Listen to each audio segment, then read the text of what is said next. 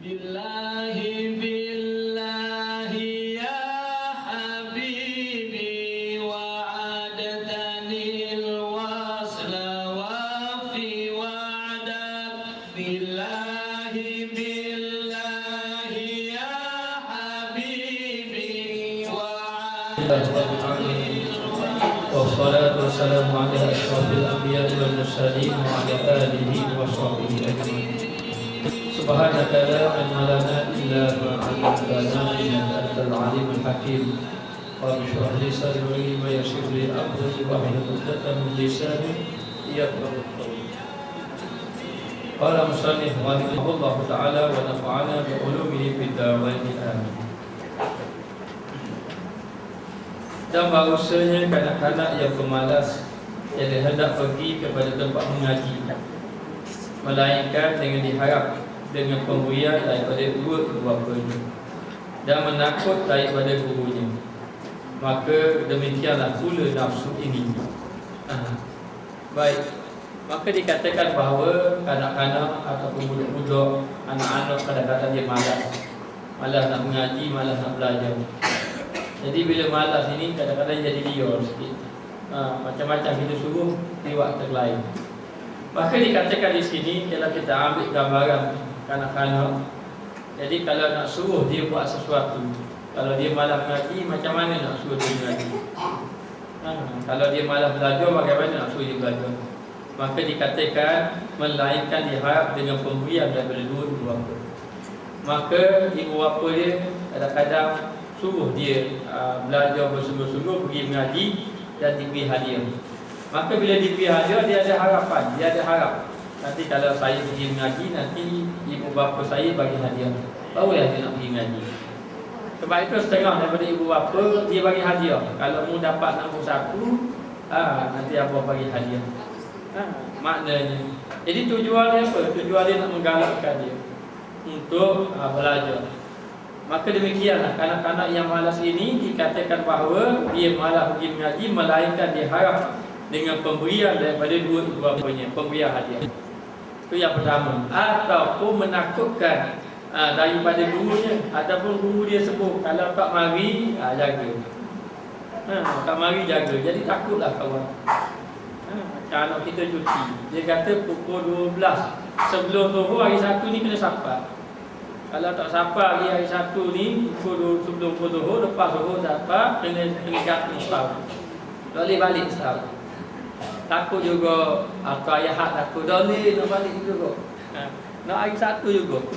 Kalau tidak, cikgu dia, ustaz dia marah, ustaz dia denda. Kayak gitu dia balik terus tahun. Oh gitu, bagus buat guru dia. Jadi nak beritahu, ditakutkan begitu jadi rajin dia. Dia jadi rajin. Jadi nak beritahu, maka kalau tidak jadi hati jadi liar. Jadi malas, tidak mahu ataupun berdolak balik. Maknanya dipanggil berdolak dalih. Maknanya kamu pergi lagi, sakit perutlah, kamu pergi. Dia jadi malas. Maka dengan dua itu tadi, sama ada diberi hadiah ataupun ditakutkan daripada gurunya, umpama nak batal dia ataupun denda, maka yang malas tadi pun akan jadi rajin. Malas pun jadi rajin. Yang tidak semangat pun akan jadi semangat. Dia pun akan pergi mengaji. Maka demikianlah pula nafsu. Demikianlah pula nafsu, seperti binatang yang jatuh di dalam lubang dunia. Maka begitulah juga nafsu. Nafsu ni kena ada beri semangat. Kalau buat ini, sebab itu tidak ada masalah. Kalau kita nak beri semangat, kita belajar, kita baca tentang fadilat-fadilat. Kalau kita buat macam ni, nanti dapat pahala banyak ni. Akan fadilatnya macam ni. Sebenarnya tujuan dia apa? Fadilat-fadilat ni tujuan dia nak menggalakkan orang melakukan amal ibadah. Tapi memang tidak sama orang yang tahu fadilat dengan orang tidak tahu fadilat. Ia kelebihan dia. Orang tahu kelebihan dengan tidak tahu kelebihan, mana lebih semangat buat amal ibadah? Biasanya yang mengetahui kelebihan itu lebih semangat. Sebab tu kalau kita tengok orang-orang tabligh ni, dia bagus dalam ibadah. Semayang jemaah dia jaga, sunah-sunah Nabi dia jaga. Sebab apa? Dia banyak baca fadail amal, fadilat-fadilat amal. Siapa yang bersugi begini pahalanya, siapa yang sah awal begini pahalanya, Jadi bila dia baca, memberi semangat dia untuk melakukan ibadat kepada Allah Ta'ala.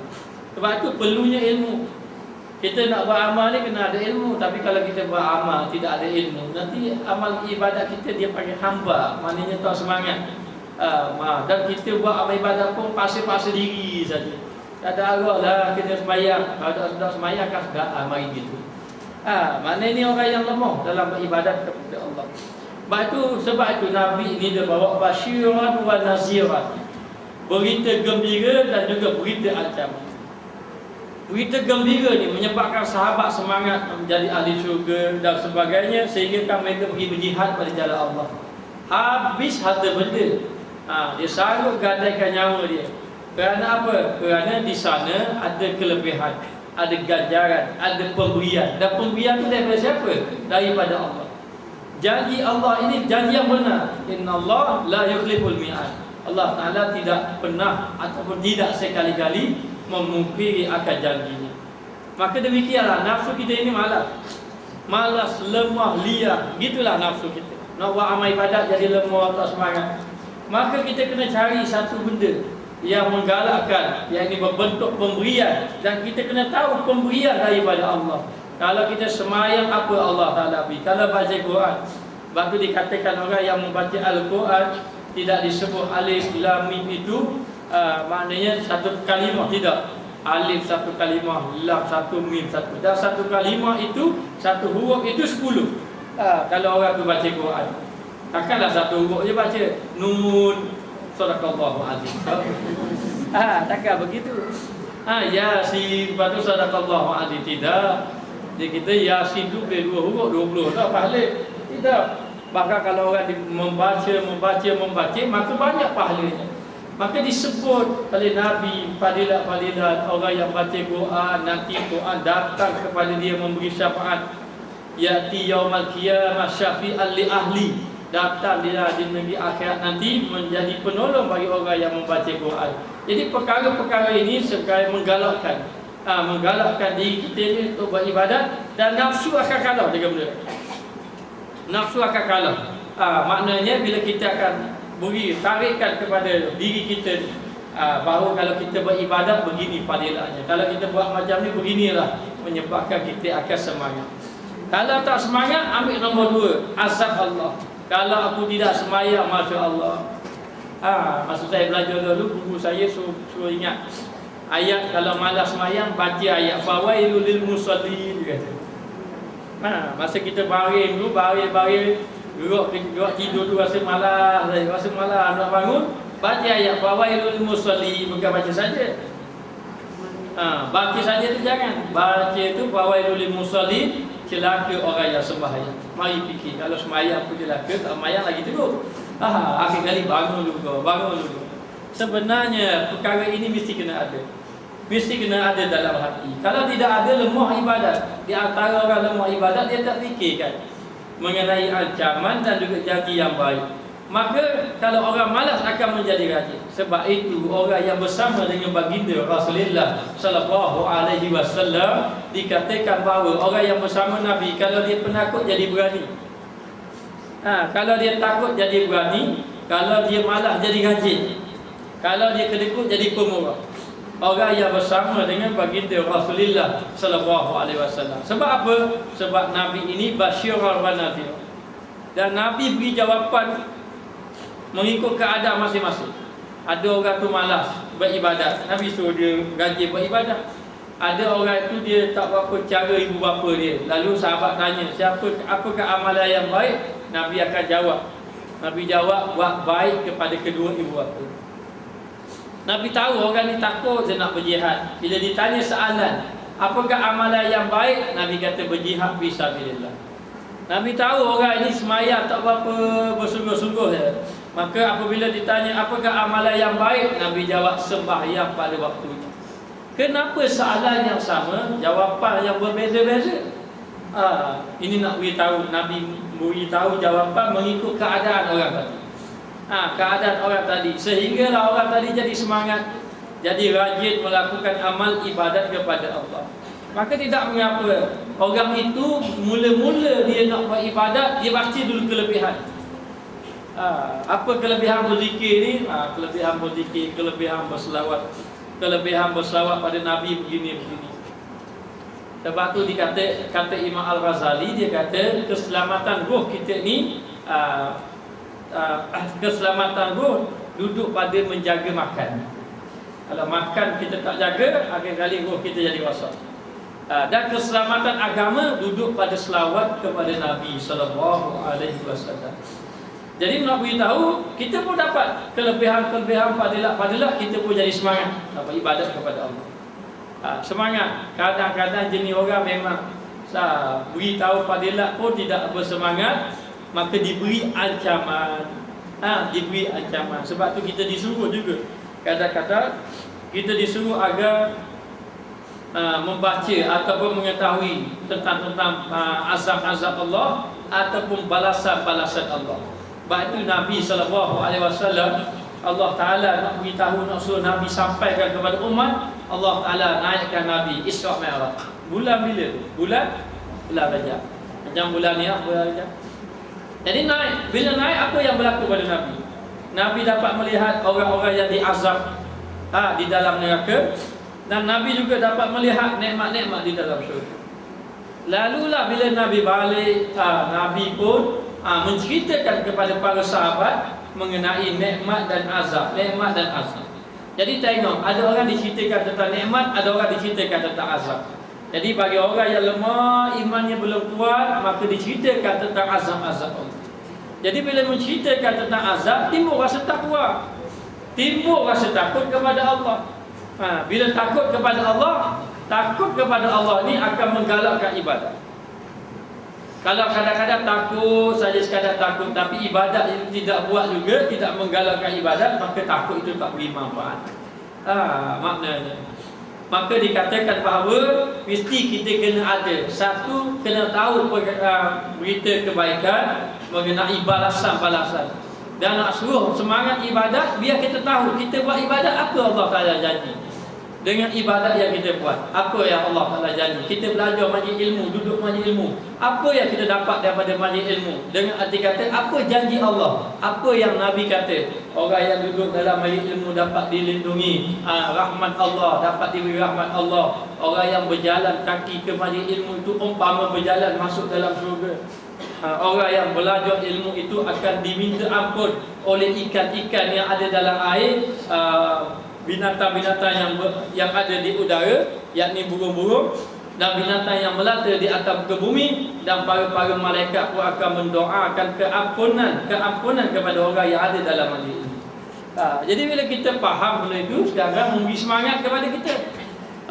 Satu kelebihan yang begitu besar. Sebab itu Imam Al-Ghazali dia sebut mesti kena ada dua perkara. Mesti kena ada perkara yang menggalakkan ibadat. Apa dia? Yakni kita nak tahu juga kelebihan-kelebihan amal. Dan ada juga perkara yang menakutkan kita meninggalkan ibadat, sehingga kan kita meninggalkan maksiat. Lalu dikatakan bahawa kena tahu juga berita-berita yang menakutkan, ancaman-ancaman. Maka orang-orang dahulu dia banyak, sahabat-sahabat Nabi lebih banyak takut pada Allah.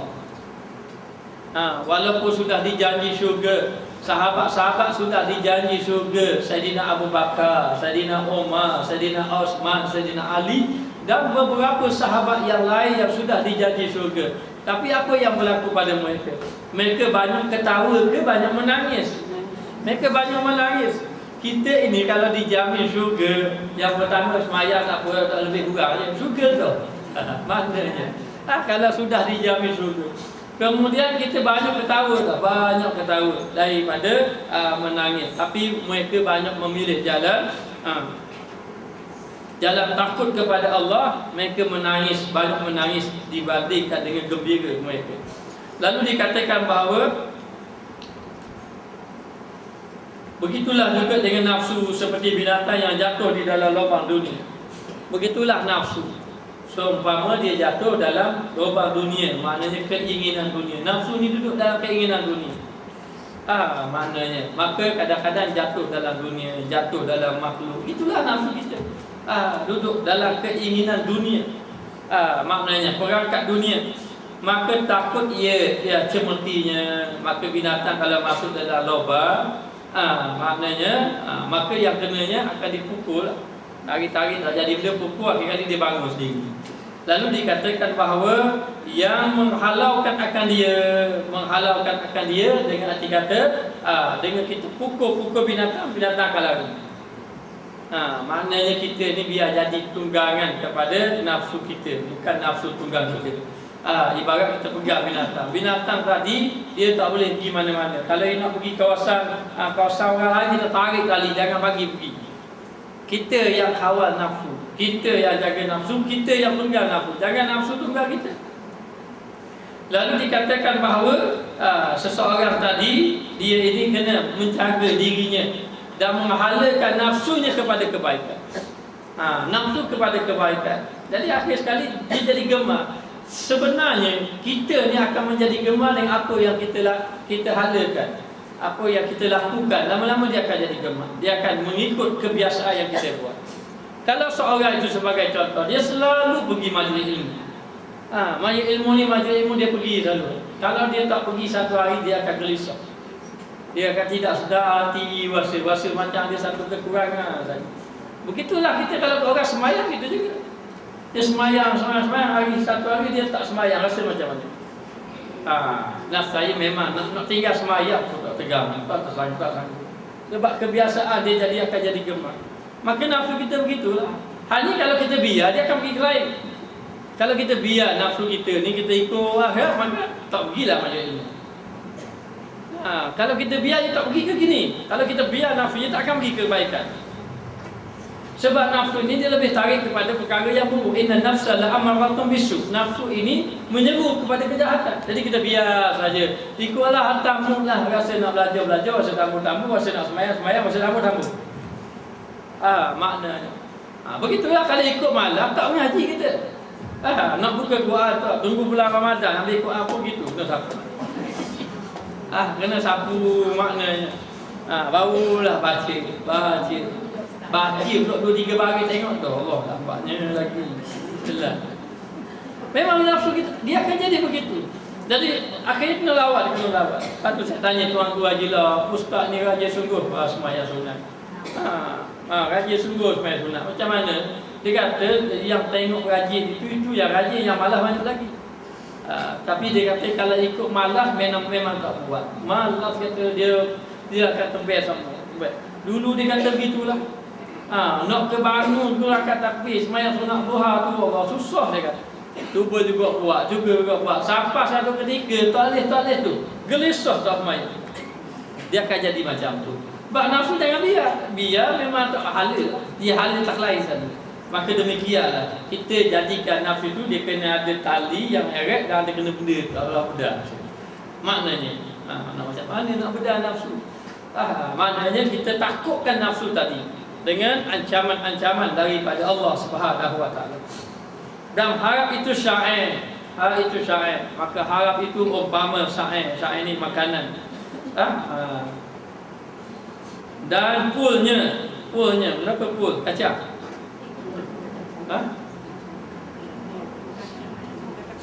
Kacang pul. Yang berapa tu? Yang minum akan dia jadi makanan lah. Dia gini nak beritahu. Dia kata nafsu ini dia ada dua perkara. Kita kena takutkan dia. Takut dan harap. Takut ini dengan arti kata tempatkan dia ini. Kalau orang itu takut, ibarat kalau binatang tu kita menghalalkan binatang tadi kepada perkara yang daripada perkara yang selamatkan binatang tadi. Kalau kita tidak takutkan dia dengan dia panggil cemetin apa tu? Bukan benda yang kita pukul. Sebab apa kalau orang nak jadi gembala, sama ada gembala kambing ke, orang boleh panggil gembala lembu. Orang hak tukar jaga lembu ke kadang-kadang hak lembu tu kenal ni tuan dia orang pegang kayu. Kalau kayu lah. Kalau jenis tali lah. Mana begitu. Jadi kalau ada tuan dia mari pegang kayu. Kayu pendek kan. Pegang kayu. Jadi bila pegang kayu tu, binatang tadi akan pergi direct ke kandang dia. Dia akan pergi sendiri tadi. Tapi kalau dia pergi ke kandang tak ada makanan pun. Tidak ada makanan. Jadi akhir sekali tuan dia tak ada, dia pergi ke kawasan lain cari makanan. Maknanya, maka takut itu untuk menyelamatkan dia, dan harap itu umpama makanan. Jadi kita ini nak buat ibadat ini mesti kena ada takut. Takut dok ibadat. Nak nak makanan, maknanya nak kuat kepada ibadat kena ada harap. Harap itulah diceritakan tentang kelebihan-kelebihan. Dia bagi contoh payah ibarat kita ni. Jadi dia katakan bahawa binatang itu mesti kena ada takutkan dia itu. Maka takutkan dia, menakutkan binatang itu untuk menyelamatkan dia. Dan juga harap itu sebagai makanan dia. Maka roh kita ini kena ada makanan. Apa dia makanan? Makanan dia adalah harap. Ya, mengharapkan Allah Ta'ala memberi pahala yang banyak, mengharapkan syurga, baru jadi segar. Kan tengok orang sembahyang, orang beribadat, tak tahu benda mengenai kelebihan. Tidak ada harap pun, harap kadang baca saja. Kadang baca je tu, kan tak semangat tu. Tidak semangat, tapi dia harap tu. Mana yang kelebihan orang yang baca Quran, orang yang hafal Quran, maka apa kelebihan dia? Orang yang baca Quran, apa kelebihan dia? Bila dia mari, dia tahu kelebihan dia dan dia mengharapkan kelebihan itu, maka dia mari semangat. Baru bulan Ramadan kan orang beribadat kan banyak-banyak kan, banyak-banyak diceritakan. Kalau orang sembahyang tarawih hanya sekadar ramai orang pergi sejid surah, pergi juga pergi sembahyang surah.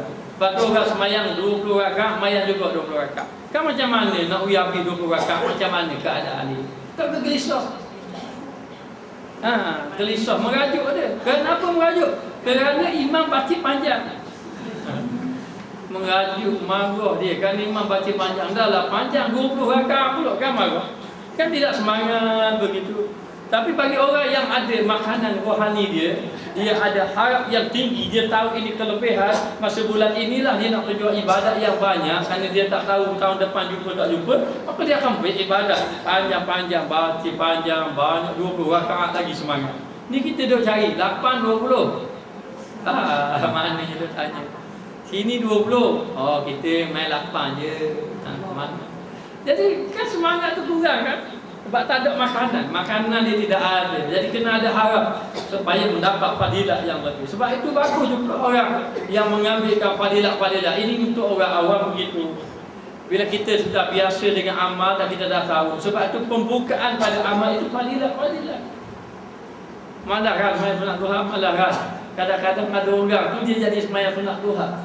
Pernah saya kata tu kalau nak buat rezeki sembahyanglah sunat duha. Sebab dia nega tak jadi lagi. Sebab nega tak jadi, saya suruh dia sembahyang sunat duha. Dia sembahyang sunat duha. Dia tanya sembahyang khabar saya. Kata sembahyang tu tapi tak jadi benda tu. Tak jadi. Dia ingat dia sembahyang sunat duha tu pun boleh untung 1000 tadi. Maknanya dia untung banyak. Tapi sebenarnya bukan menggalakkan untuk kepentingan dunia itu, menggalakkan pada ibadat itu. Untuk amal ibadat itu, biar amal ibadat itu ada pun yang dia dapat murah rezeki ke apa-apa, itu pemberian Allah, jangan duk cari tu. Tapi bila kita ini dapat tahu kelebihan, dia memang jadi semangat satu. Jadi sebenarnya nafsu akan jadi kalah, dia akan jadi lemah. Dia akan jadi lemah itu, kemudahlah dia buat amal ibadat kepada Allah Ta'ala.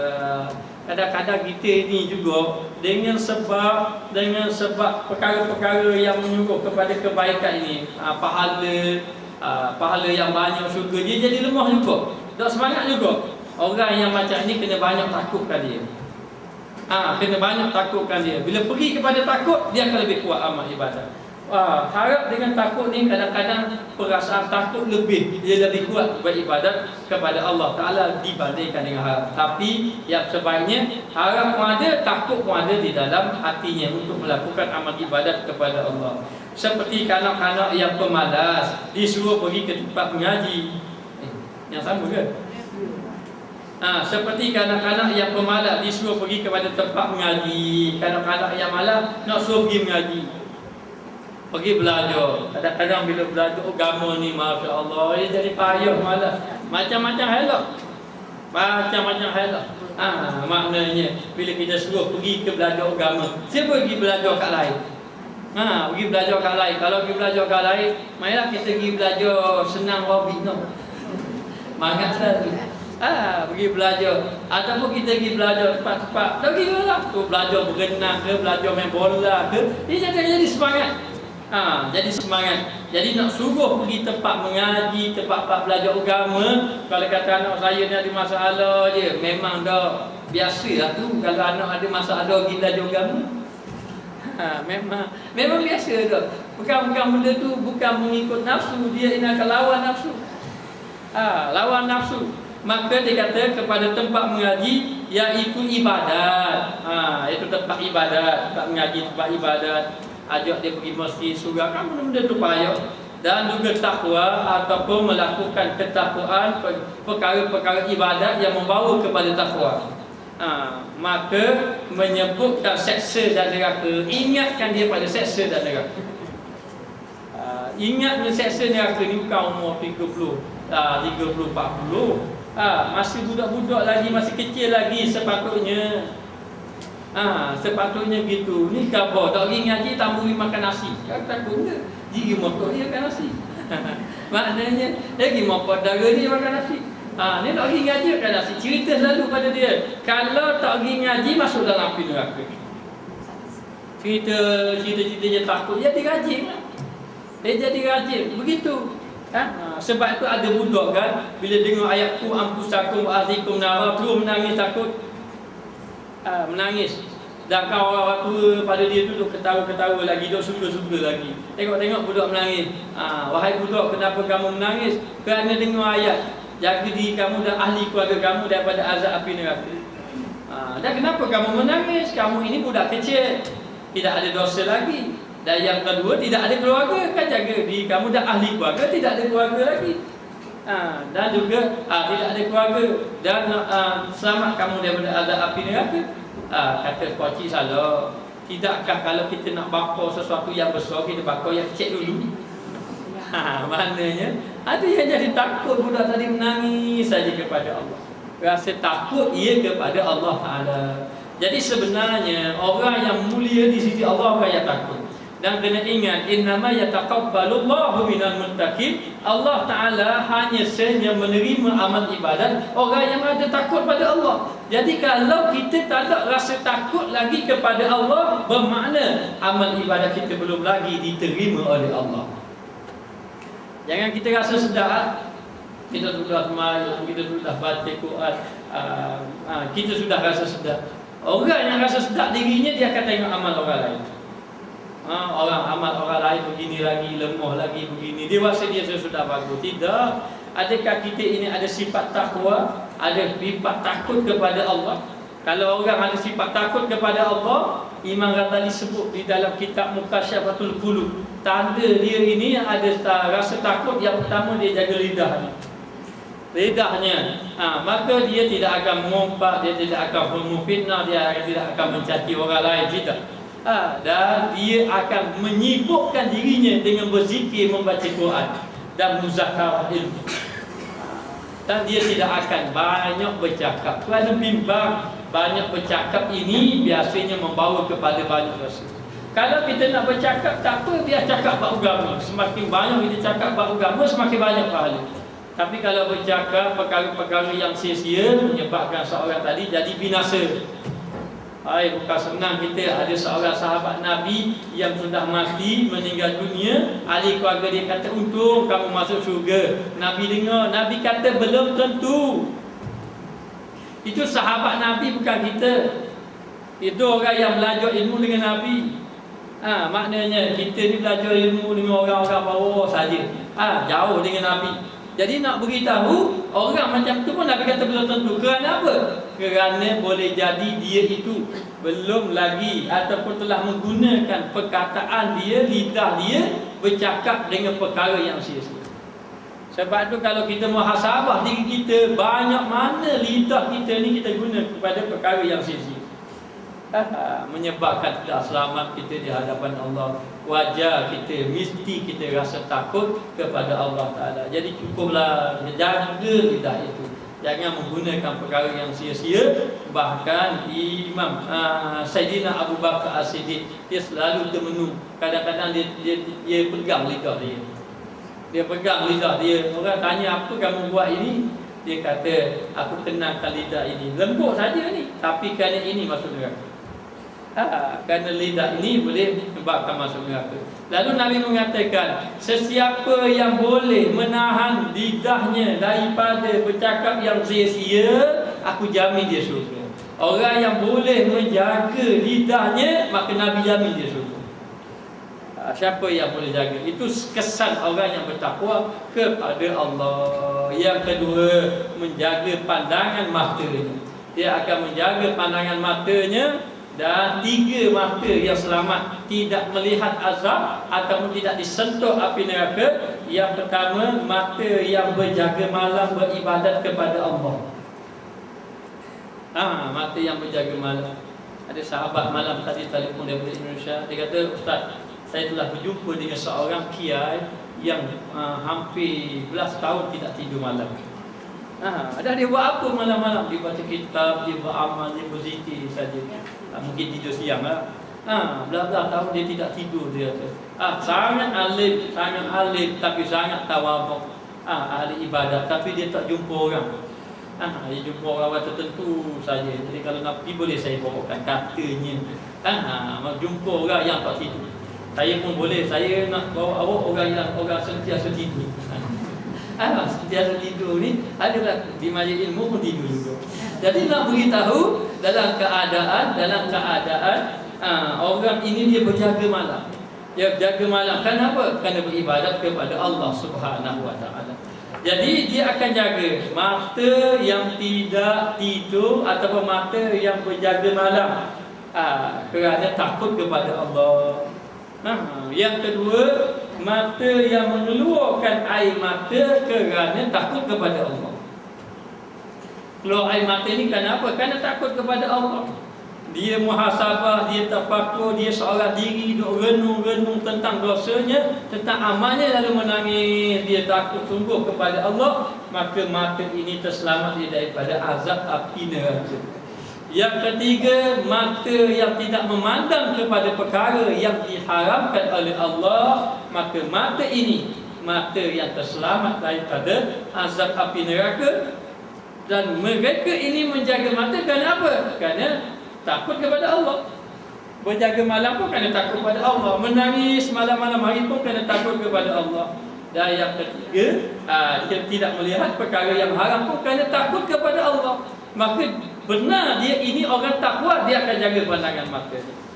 Daripada perkara-perkara yang diharamkan oleh Allah Subhanahu Wa Taala. Jadi nak jaga mata ni, masya-Allah, payah. Kita sendiri pun rasa takut, tak mampu nak jaga mata. Sebab itulah orang-orang dahulu dia banyak uzlah. Mengasihkan diri untuk menjaga pandangan matanya. Sehingga kan ada sahabat, satu hari dia berjalan, dia terlihat wanita. Katanya sedang mandi, tapi tak tahu keadaannya macam mana. Lalulah dia bertaubat kepada Allah. Takut dia sampai mati. Mati dia. Bila mati, akhirnya Nabi pergi uruskan jenazahnya, Nabi sembahyang, Nabi pergi ke kubur, Nabi ikut. Dan ingat, Nabi ini tidak semua sahabat Nabi yang kadang-kadang Nabi suruh sahabat lain pergi urus sembahyang jenazah. Ada yang sahabat Nabi pergi sendiri. Nabi lah sembahyang jenazah ke dia. Nabi lah yang ikutkan ikut ke tanah perkuburan. Nabi pergi, ada yang juga tidak. Tapi bila Nabi pergi ini, Nabi telah melihat ramai malaikat yang mengiringi jenazah sahabat Nabi ini. Sehingga kan Nabi tidak boleh berjalan dengan baik, sikit berjalan kerana terlalu ramai malaikat. Matinya seorang sahabat yang bertaubat kepada Allah kerana tersalah lihat. Bukan sengaja lihat, tapi tersalah lihat. Bila tersalah lihat, akhirnya menyebabkan dia ini bertaubat kepada Allah, rasa takut kepada Allah. Allah Ta'ala terima. Sebab tu orang yang takut kepada Allah ni, Allah Ta'ala terima amal ibadahnya. Tapi pastikan kita benar-benar takut kepada Allah. Jadi bukti dia apa? Dia akan jaga pandangan matanya. Yang ketiga, dia akan jaga tangannya tidak mengambil hak orang lain. Jangan kita mengambil hak orang lain. Kalau mengambil hak orang lain, nanti akan membawa binasa. Maknanya amal ibadat kita tidak akan diterima walaupun kita berdoa bersungguh-sungguh. Bila kita mengambil hak orang lain, jaga lebih-lebih lagi mengambil hak anak yatim, itu bahaya lagi. Bagus ni orang jaga anak yatim ini, bagus. Aku seperti anak yatim umpama begini, Nabi sebut jari dia gini, maknanya hampir. Nabi angkat jari, cara angkat tunjuk macam mana tunjuk Allah Alam, tapi nak khabar dua jari. Jari telunjuk dengan jari tengah, tunjuk dengan jari tengah. Nak khabarnya hampir. Maka orang yang jaga anak yatim yang benar-benar ikhlas ini, dia mudah masuk dalam surga. Tapi kalau dia ambil hasil anak yatim, dia awal-awal kali masuk neraka. Jangan mengambil hak orang lain, yang utama anak yatim. Lalu dikatakan dia akan jaga tangannya, sehingga kan orang-orang dahulu dia tidak mau hati-hati yang banyak ini kerana bimbang takut lalai hatinya kepada Allah. Walaupun benda itu halal, tapi dia bimbang takut hatinya lalai, lupa kepada Allah. Maka dia akan jaga tangannya. Jaga tangannya tidak mengambil hak orang lain. Dan yang keempat, dia akan jaga kakinya tidak pergi kepada tempat-tempat maksiat. Jangan pergi kepada tempat-tempat maksiat. Kalau kita pergi tadi, kalau nak berdakwah itu lain. Tapi kalau kita pergi tempat-tempat maksiat yang membawa kepada dosa, tempat-tempat maksiat, tempat-tempat dosa ini, tempat itu dilaknat oleh Allah. Bila dilaknat oleh Allah, kita ada dalam tunggu kita dilaknat oleh Allah. Sebab itu kalau tempat maksiat, walaupun kita tak buat maksiat, kita duduk bersama situ, kita ada di situ, maka kita pun dapat laknat. Tapi kalau kita pergi tempat baik, kita pergi umpama majlis zikir, umpama kita pergi. Bila kita pergi majlis zikir, ada malaikat dia beritahu pada Allah bahawa dia tinggalkan maknanya hamba Allah ini dalam keadaan mengingatimu wahai Allah, berzikir. Lalu Allah Ta'ala tanya, dia tengok surga tak? Tak tengok. Dia tengok neraka tak? Tak tengok. Dah apa yang dia tengok? Dia minta apa? Dia minta keampunan. Banyaklah perbualan antara malaikat dengan Allah. Akhirnya Allah Ta'ala kata, ketahuilah orang yang ada dalam majlis zikir. Majlis zikir ni termasuk juga majlis ilmu umpama ini. Ini pun termasuk juga kalau kita buat majlis baca Yasin umpamanya, muslimat suka baca Yasin, maka itu pun dikira majlis zikir. Majlis zikir maknanya, ataupun dikatakan majlis tadarus Al-Quran, itu pun majlis zikir. Ataupun jamuan kumpul saja anak yatim bagi makan, itu pun majlis yang mendekatkan diri dengan Allah supaya hatinya ingat kepada Allah. Lalu dikatakan bahawa orang itu yang hadir dalam semua diampunkan oleh Allah. Lalu kata malaikat, ya Allah, ada orang tu datang masuk majlis itu, dia bukan nak berzikir. Dia itu orang yang buat dosa dan dia bukan nak berzikir, dia mari saja. Mungkin salah bahasa ingat. Bahasa ingat salah. Ada orang dia mari majlis zikir, dia ajak kawan dia tak tahu pun mari sini. Dia mari sekali ikut, siapa sini? Siapa sini? Jadi nak beritahu memang dia tak ada niat apa-apa, tapi datang juga dalam majlis zikir. Dah tu ampun juga. Allah Ta'ala kata ampun juga. Tak kira lah. Maka demikian dijaganya. Dan yang seterusnya, orang takwa, dia jaga hati. Dia jaga hatinya, tidaklah dia buruk sangka pada orang, dan tidaklah dia ini nak riak, takabur, ujub dalam ibadat yang dia lakukan. Kadang-kadang kita ini sudah baik kalau kita tidak sebut sangka pada orang. Kadang-kadang orang itu sudah baik kalau dia tidak hasad dengki pada orang. Orang itu sudah baik, dia jadi ahli ibadat, tapi dia tidak sedar dalam ibadatnya ada ujub. Apa makna ujub? Dia merasa bangga diri. Hatta walaupun dia tak beritahu saya ni ibadat banyak, tapi dia rasa dalam diri dia, malahnya orang tu beribadat, nasib baik aku rajin ibadat. Itu ayat mahal. Maknanya kalau nak cari orang macam aku ni dalam kampung ni, kalau tak ada aku turun bala lah. Maknanya ini semua perkara-perkara yang boleh rosak amal. Boleh rosak amal, sudah baik dia ahli ibadat, tetapi dia tidak sedar. Orang itu dikira ahli taat ke ahli maksiat? Masih lagi ahli maksiat. masih lagi ahli maksiat kepada Allah Subhanahu wa taala. Jadi jalan nak lepas kita masya Allah, hati ini macam-macam. Maknanya nafsu tidak akan biarkan hati kita ini terus kepada Allah. Nafsu ni akan tarik kita. Maknanya syaitan tidak akan biarkan kita. Sebab itulah kita perlu takut kepada Allah. Sebab apa? Belum tentu amal ibadat kita ni diterima oleh Allah. Belum tentu kita ini termasuk di kalangan orang yang saleh. Orang yang saleh, kalau termasuk di kalangan orang yang saleh, alhamdulillah. Tapi ingat, orang-orang dahulu, sahabat-sahabat Nabi yang soleh pun, dia tetap takut kepada Allah Ta'ala. Dia tidak merasakan dia ini orang-orang yang dekat dengan Allah. Dia rasa dia banyak bersalah. Sebab itu dia banyak menangis kepada Allah Ta'ala. Jadi dikatakan bahawa kalau orang itu malas, maka disebutkan seksa dan neraka. Sebab itu kita ni kena banyak juga baca tentang azab-azab Allah. Kalau boleh cerita-cerita di padang mahsyar, cerita bagaimana azab-azab di padang mahsyar. Sebab itu peristiwa Isra' Mi'raj itu di antara yang diceritakan ialah azab-azab yang disediakan kepada orang yang melakukan dosa.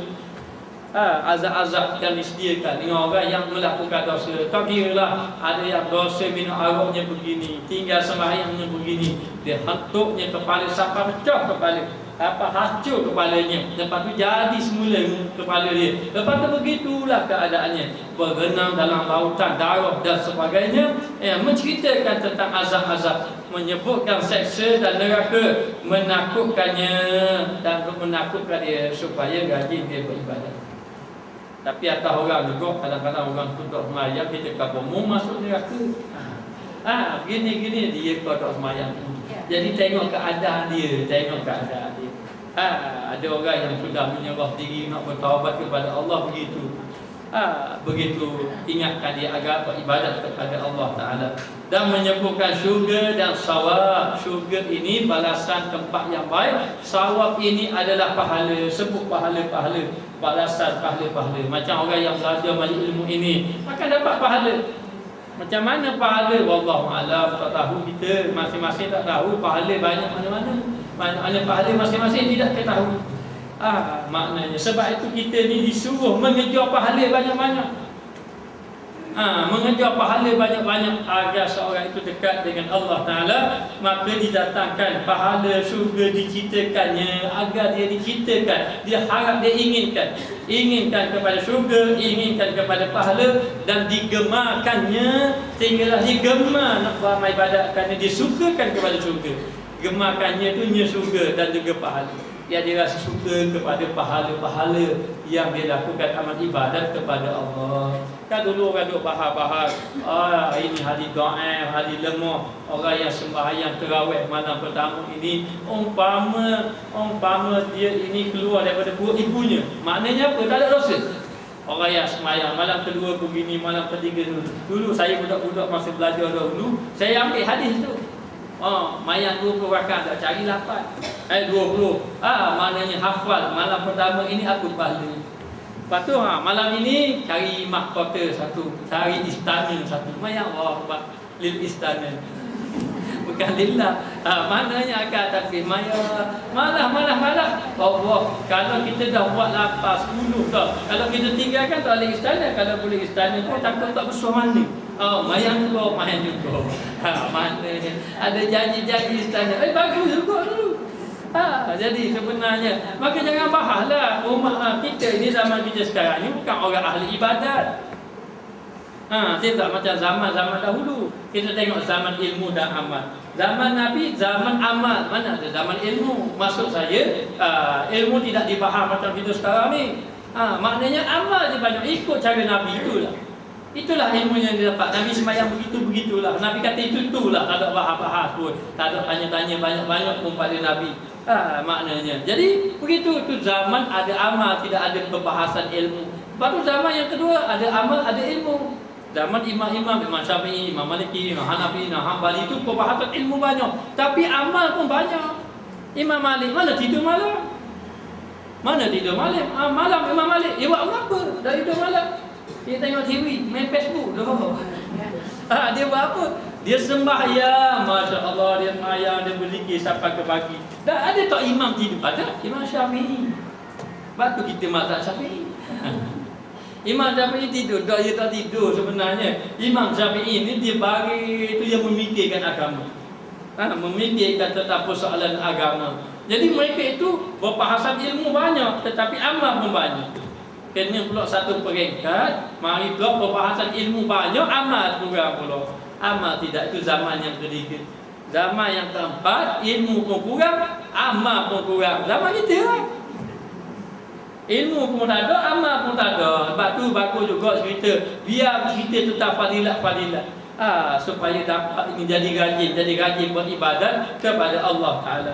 Sebab itu dua kaedah ni je nak lemahkan nafsu. Di antaranya ceritakan tentang kelebihan amal ataupun menakutkan daripada azab Allah Ta'ala, balasan Allah Subhanahu Wa Ta'ala. Lalu dikatakan, diceritakan, disebutkan surga dan juga pahala, diceritakannya dan digemarkan akannya. Maknanya kadang-kadang begitulah orang-orang yang takut kepada Allah Ta'ala ini, Allah Ta'ala beri dia jadi kekuatan ibadah, dia boleh meninggalkan maksiat. Sebab itu orang ramai kan orang yang belajar tapi tak boleh tinggal maksiat. Kerana apa? Kerana kurang takut pada Allah. Sebab itu kita kena faham hakikat ilmu ini, rasa takut kepada Allah. Dan ilmu tidak sempurna kalau tidak ada takut. Walaupun ilmu banyak ini jangan heran. Maknanya, tapi biasa kalau orang banyak ilmu dia cepat takut dibandingkan dengan orang yang kurang ilmu. Tetapi kalau ilmu itu tidak membawa takut kepada Allah, maka itu kurang manfaat. Tidak ada manfaat ataupun kurang manfaat pada ilmu tadi. Diceritakan zaman Nabi Musa alaihissalam, ada seorang yang kaya. Satu hari ada seorang wanita yang ada anak-anaknya dalam keadaan lapar, kemiskinan, lapar, fakir. Lalu dalam keadaan itu cari-cari makanan, tidak ada makanan. Lalu dia pergi jumpa dengan seorang orang kaya yang merupakan jirannya. Rupa-rupanya orang kaya itu pun ada hati dengannya. Lalulah dia pun mintalah ada tak sedikit bantuan untuk dia dan anak-anaknya yang sedang kelaparan. Masa dia tinggal, anaknya sedang menangis, lapar. Lalulah lelaki tadi ada niat jahat rupanya, ada niat ramalan kepada wanita tadi ni. Jadi bila wanita tadi datang pada dia, pucuk kita ulama datang. Maknanya dia datang pada dia kata kamu nak hati aku bagi, tapi kamu kena serahkan dirimu pada aku, kata lelaki ini. Lalulah dia ini fikir tak jadi, dia pun balik semula, tidak mahu. Maknanya kerana timbang pada dosa dah. Dia balik semula. Bila dia balik semula, lepas pada dia balik semula, anak dia menangis pula. Lalu anak dia kata, matilah kami, ibu tak ada makanan, tak tahan, lapar sangat. Lalu dia fikir-fikir, Masya Allah, kalau tidak sabitkan anak dia ini, mungkin dia tak akan pergi. Dia pergi balik. Dia pergi balik jumpa lelaki tadi. Lelaki tadi tanya, kamu setuju tak permintaan aku? Kata lelaki tadi, baiklah aku setujulah. Dia kata, kerana demi anak-anak aku yang lapar. Baik, lelaki itu janji akan beri harta yang banyak dan juga makanan-makanan untuk anak-anak. Lalu ketika hampir-hampir berlaku perzinaan, wanita tadi menggeletar tubuh badan dia, ketakutan. Lalu dia tanya, kenapa? Apa yang berlaku pada kamu? Dia kata, kerana aku takut pada Allah. Takut kepada Allah. Lalu kata, dia bercerita, tak ketahuilah kamu nanti azab Allah Ta'ala cerita. Bila dia dengar cerita azab itu, dia jadi takut. Lelaki tadi pun jadi takut. Lelaki tadi termenung. Dia kata, akulah patutnya yang lebih takut pada dia. Dalam keadaan kaya ni aku lebih bahaya kalau dibandingkan orang fakir ini. Sedangkan dia fakir itu dia takut. Aku ini kaya ini tidak takut. Dan dengan sebab itu dia pun tiba-tiba saja mari takut pada Allah. Bila mari takut kepada Allah, dia ambil harta dia, bagi pada wanita, ada makanan-makanan dia pun bagi belaka. Lalulah wanita tadi hasil daripada harta dia bagi, wanita tadi jadi senang. Dia belum mengasingkan diri itu beribadat kepada Allah Ta'ala dan bertaubat, menangis kepada Allah Ta'ala. Timbul rasa takut dia kepada Allah. Lalu Allah Ta'ala hantar malaikat beritahu Nabi Musa AS. Nabi Musa AS kata malaikat itu kepada Nabi Musa alaihissalam, tolong kamu beritahu kepada Nabi Musa bahawa ada seorang lelaki si Anu bin si Anu, kamu jumpa pada dia, hanya beritahu pada dia bahawa taubatnya telah diterima oleh Allah. Sebab apa? Sebab dia ini ada sifat takut kepada Allah. Lalu Nabi Musa alaihissalam pergi jumpa orang lelaki tadi. Nabi Musa tanya, kamu ini pasti ada satu amalan yang menyebabkan kamu ini diterima taubat kamu. Apakah amalannya? Lalu dia cerita tentang dia dengan wanita yang fakirah tadi. Wanita yang fakir tadi, wanita yang fakir inilah yang menimbulkan rasa takut dia kepada Allah. Batu manusia ini kalau dia keras nanti cerita semua tentang azab, lama-lama dia takut. Dia takut juga.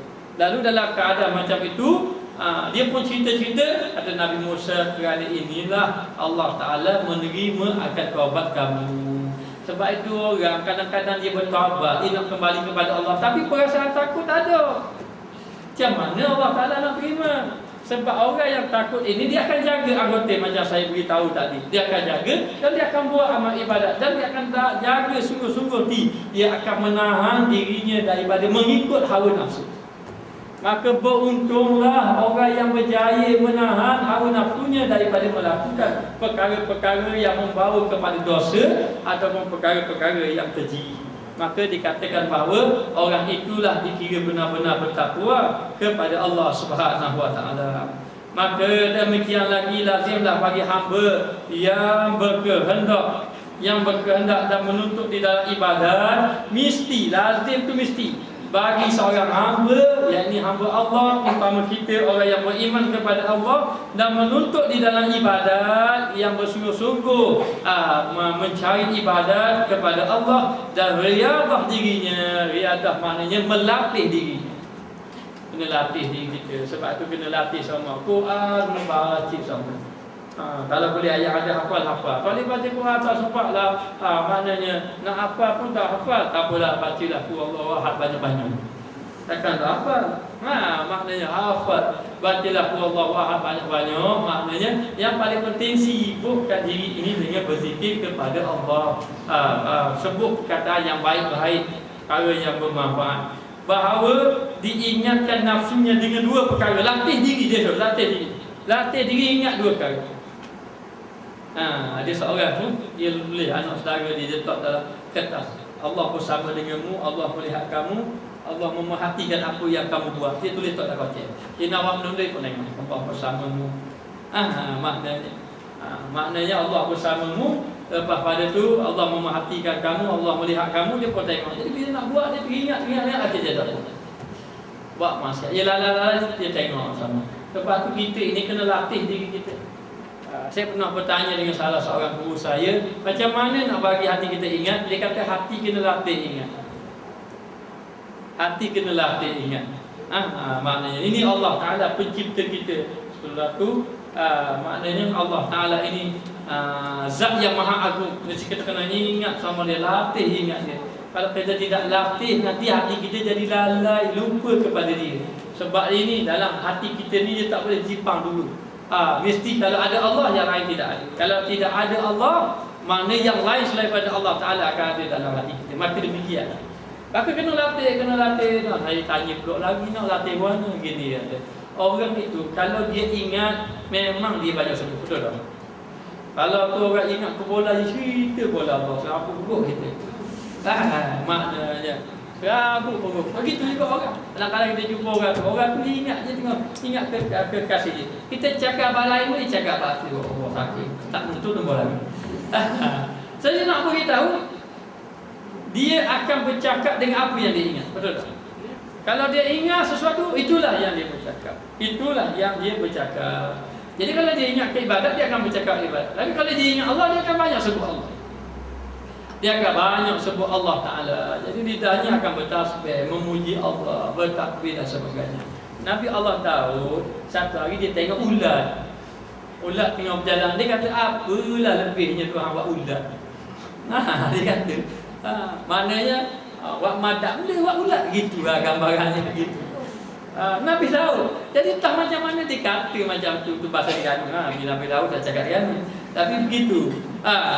Wak madam dia kok jadi ular. Tiba-tiba ular itu dengan izin Allah bercakap, "Hai Nabi Allah Daud, Allah Ta'ala telah mengilhamkan kepada aku di siang hari, aku bertasbih kepada Allah Ta'ala 1000 kali." Allah Ta'ala telah ilhamkan kepada aku ini sentiasa bertasbih, dan di malam hari aku ini sentiasa berselawat kepada Nabi. Maknanya Allah Ta'ala ilhamkan kepada aku. Dan apa guna lidah kamu untuk percaya kejadian Allah? Maknanya sedangkan aku, Allah Ta'ala jadikan aku diilhamkan dengan bertasbih dan berselawat kepada Nabi. Dah mu tu apa kelebihan kamu, apa guna kamu ni duk cara kelebihan Allah? Bapa Allah Ta'ala jadi ni, bapa jadi ni. Lalulah Nabi Daud alaihissalam rasa menyesal. Lalu Nabi Daud alaihissalam merasa takut kepada Allah kerana tersalah cakap tadi. Lalu Nabi Allah Daud menjadi orang yang bertaubat. Jadi di antara Nabi Allah Daud ni dia bertaubat, di antaranya kerana ulat. Kerana ulat, dia sampai ulat tadi dia bertaubat kepada Allah Ta'ala, dan dia menjadi orang yang takut kepada Allah. Sebab itu sahabat Nabi di antaranya Sayyidina Umar Al-Khattab, pada wajahnya ada aliran air, akan ada nampak bekas. Macam dia panggil apa lah? Lorong. Lorong komandan. Andu. Dia dekat wajah dia. Tengok dalam kitab apa saya baca itu, dia kata pada wajah Sayyidina Umar Al-Khattab ni ada alu, ada daripada tempat keluar air mata tu ada bekas mengalir. Kerana dia adalah orang yang terlalu banyak menangis. Menangis di siang hari dan malam hari, selalu menangis. Di malam hari banyak dia menangis kepada Allah Ta'ala. Itu Sayyidina Umar Al-Khattab. Dia tu siapa? Sebaik-baik manusia. Selepas Sayyidina Abu Bakar, Sayyidina Umar selalu sebaik-baik, tapi dia banyak menangis.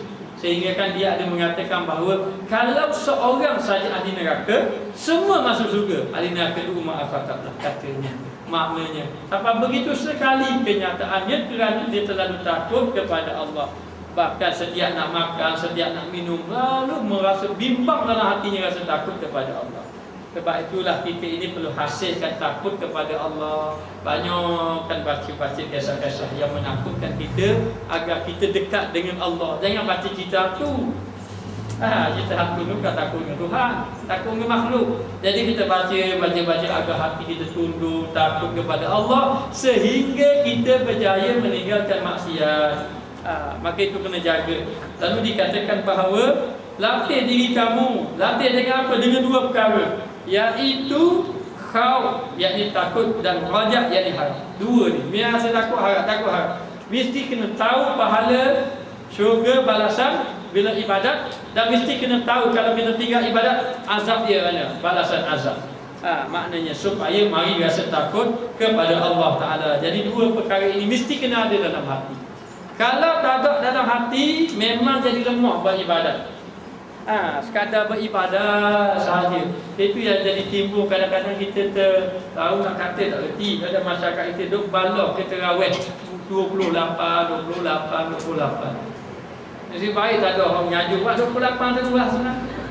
Maknanya ada kata 20 orang, ada kata 8. Masya Allah. Jadi apa kita fikir yang tu? Hari ini ada membahaskan, nak puasa bulan Rajab ni, ada ke sebulan puasa, 2 bulan, 3 bulan puasa. Tak apa, kalau dia ibadat, tak apa kita suruh dia ibadat. Maknanya akan ada balasan di sisi Allah Subhanahu Wa Taala di atas kebaikannya. Ada kebaikan dia. Nabi tidak buat, tidak semestinya Nabi tidak buat itu tak jadi sunnah. Kadang-kadang ditunjukkan oleh para sahabat bagaimana caranya. Sebab sunnah ini ada dua. Satu dia panggil sunnah ini dia panggil khusus, satu lagi umum. Macam umum macam mana? Macam Nabi kata, tasafahu yadhhabilu aqulubikum. Maknanya kamu ini bersalamlah kamu. Bersalamanlah kamu ini, dan saya akan hilang rasa tak puas hati dalam hati kamu. Bila nak bersalam tu anda?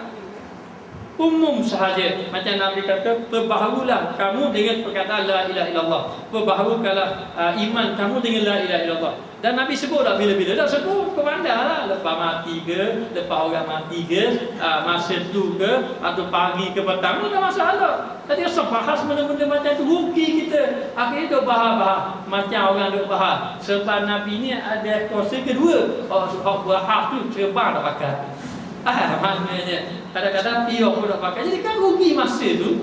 Rugi masa. Jadi kita kena jaga hati kita ini. Jangan duk sibuk benda-benda yang merugikan masa. Tumpukan amal ibadat kepada Allah. Dan kita kena ingat kita ini orang yang banyak lalai kepada Allah. Bila-bila masa ya Allah Ta'ala nak panggil kita. Dan adakah kita sudah bersedia dengan amal ibadat kita? Adakah kita punya amal ibadat semuanya sudah baik? Jadi kita kena ingat siapa kita yang rasa hati kita ini rasa tidak ada apa-apa saja. Wajar, bahkan wajib kita sentiasa memikirkan kedudukan kita dengan Allah Ta'ala. Bagaimana kalau kita mati besok hari? Bagaimana dengan amal ibadat kita ini? Maka kena datangkan rasa takut dan rasa harap kepada Allah Ta'ala. Tujuan dia di antaranya untuk menggalakkan kita beribadat kepada Allah Subhanahu Wa Ta'ala. Lalu dikatakan bahawa khauf dan wajab, dan jikalau tiada maka tiada menolong akan dia nafsu yang dia. Kalau tak ada, takut pun tak ada, harap pun tidak ada, maka tak akan dapat dulu, tak akan dapat lemahkan nafsu. Tidak akan datang memberi semangat kita untuk melakukan amal ibadat. Tidakkah di bulan Ramadan orang beribadat itu kerana tahu fadilat-fadilatnya lebih? Selalu disebut oleh ulama-ulama, orang-orang yang mengajar, pendakwah-pendakwah mengatakan kelebihan tentang bulan-bulan Ramadan. Maka ramai yang beribadat kepada Allah. Kerana ada apa? Kerana ada harap di sisi Allah Ta'ala. Tapi dalam waktu yang sama mesti ada takut. Kerana apa? Kalau ada takut dengan ada harap, barulah amal ibadat tadi membawa kepada istiqamah. Kerana takut ini, kalau tidak ada takut, mudah tinggal amal. Tapi kalau dia nak tinggal amal, dia mari takut, dia akan buat balik. Maka takut dan harap ini kalau ada dalam hati, menyebabkan seseorang itu mudah istiqamah, berterusan dalam melakukan amal ibadat kepada Allah Subhanahu Wa Ta'ala. Wallahu a'lam.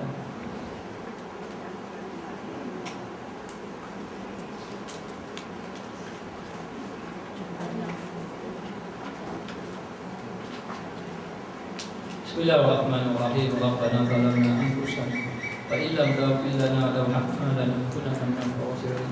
Wa sallallahu ala sayyidina Muhammad wa ala alihi wa sahbihi wa sallam. Walhamdulillahi rabbil alamin.